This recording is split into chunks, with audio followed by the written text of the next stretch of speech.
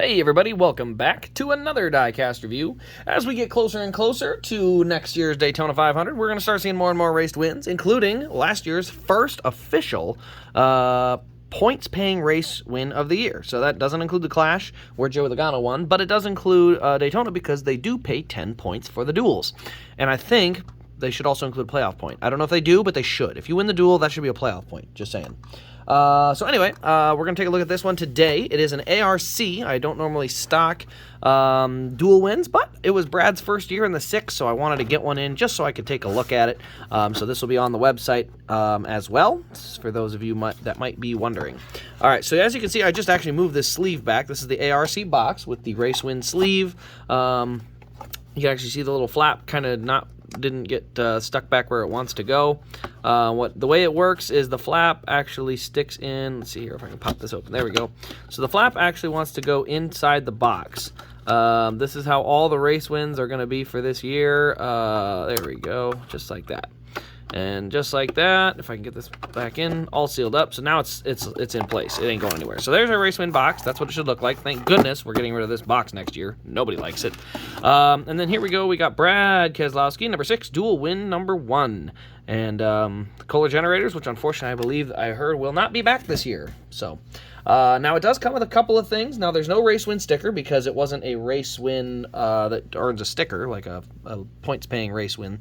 So they don't give a sticker for it, but it does have the card. So the Blue Green Vacations dual number 1 win, February 17th, 2022.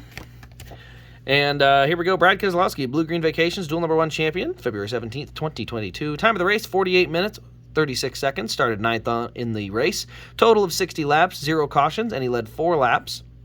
Won by about a quarter of a second. And this race was, I guess I remember it specifically because I believe it was Ryan Blaney and Austin Cindric had him pretty much lined up. All they would have had to do is work together, and Austin sent Blaney to the high side and just left him out to dry, and then Austin had no help on the final lap. So as a person who has really liked Ryan Blaney, I think he's getting taken advantage by his teammates way too often. So hopefully that will change, but I guess we'll have to wait and see. Now let's look at this car. So we do have the foil number here. You can see that chrome number 6 looking absolutely sharp. You can see we got Goodyear, we got Kohler generators powered by Castrol, Fastenal. You can see we do have the race markings on the tires. There is nothing on the rims, just on the tires as far as race markings. As far as I know, there's nothing on the rims for race markings that I can see. Got Brad Keselowski up there on the name rail, Violet Defense. There's our number 6 on the roof. Let's go around to the back. So they do have a really tall, clear spoiler on here with the short black spot behind it. Now, for the restrictor plate tracks, or the plate tracks as we used to call them, the Atlanta, Talladega, and Daytona, this is actually a fairly accurate spoiler height. Now the problem is becoming that they've left that spoiler height the same on every car. For instance, let me reach back here. There we go. So this one is Chase Elliott's regular car for this year. You can see they didn't put a clear topper to it, but the spoiler's still way too tall. So now again, I gave Lionel a little bit of reasonable room where I said, hey, like they'll give them halfway through the season, they should have these spoilers down to the correct height. Well, the problem is they haven't corrected it, and it doesn't look like they're going to. The 2023 prototypes are looking like they got the same problem. They're still putting a foot tall spoiler on the back. So that is bothering me. That has to get corrected. I mean, there's nothing that drives me nuts more than when you get a car and the spoiler height is not just not close, it's so far off. I mean, the spoiler height should be literally the black part on most of the cars from this year, and instead it's going to have this extra, literally over double the height. That's where I have the problem. So anyway, now that we got past that rant, let's move to the back. So we have our Mustang rear tail lights here, RFK, Kohler generators. We do have that Ford license plate, and of course it's got Michigan there, which is kind of neat. I don't mind it. We got our diffuser there in the back, number 6. The deck lid does not open. Kohler generators there. DIN 367, and then we got Keselowski on the rear window there. On the roof, number 6, and the roof flaps popping open.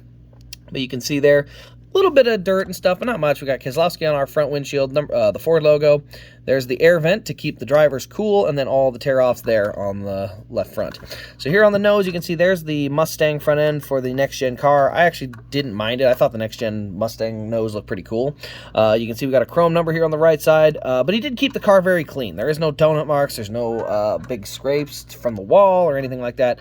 He was able to keep the car in pretty good shape. It is the Duel, so that is fairly common that they keep the car clean. Now we're going to go ahead and pop the hood open real quick and take a look at our engine detail. It's a little tough to see. You can see the blue valve covers with the silver plug I can't speak. Spark plug lines or wires right there. These are the two air inlets. These are those vents you'll see on the hood, and where the hood or the air kind of passes down through the car to kind of give it a little more drag on the front end.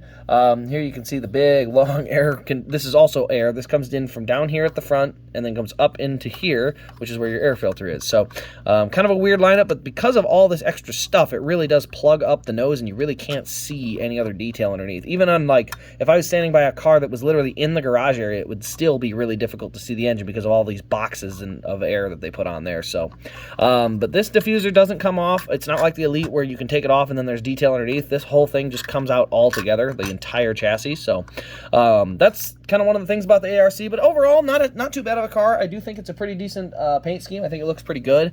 The chrome number on it is a pretty nice look as well. That being said, not a lot of detail to it, so it's really just for the Keselowski fans and the people that were at that race. I will say, as a fan of like having accurate diecasts, getting a dual win car is one of the better things you can do. Because when you have a dual win car like this, you have a very clean version of the car, but it has accurate race markings, usually including tire marks, the little arrow for the jack, accurate sizing of the numbers, accurate sizing of the sponsors, things like that. I can point to a lot of Kane cars that looked really weird compared to their race win counterparts because of that. They basically, put it in a mock, and by the time it hit the track, a lot of little tiny changes had been made. And so I like dual wins for that. I do think they kind of get all those things corrected. But anyway, guys, that'll pretty much wrap up this review. Let me know your thoughts in the comments below. If you're interested in the car, you can check it out at rasdiecast.com. Use the promo code RACECRAZE on any purchase from RAS. That is the website that supports the channel, and it gets you 10% off as a thank you for watching the YouTube channel here. So thanks for watching, guys. This has been Race Craze, and we'll see you in the next Diecast review.